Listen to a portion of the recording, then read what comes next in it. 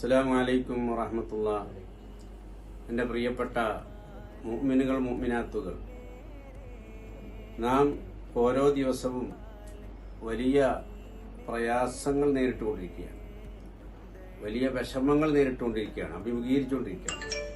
ഇതിനെല്ലാം പരിഹാരമായി റസൂലുള്ളാഹി സ്വല്ലല്ലാഹു അലൈഹി വസല്ലം തങ്ങൾ പറഞ്ഞ ചില ദിക്റുകളുണ്ട്. അത് വളരെ ചെറിയ ഒരു ദിക്ർ. സലാമുൻ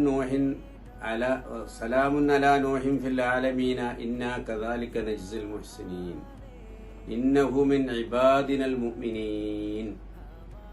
ഈ ദിക്ർ നന്നായി പഠിച്ചു വെച്ച് എല്ലാവരും സുബഹി നിസ്കാരത്തിന്റെ ശേഷം 7 പ്രാവശ്യം ചൊല്ലിയാൽ അന്ന് അവൻ കടന്നു പോകുന്ന എല്ലാ വഴികളും അള്ളാഹു തുറന്നു കൊടുക്കും.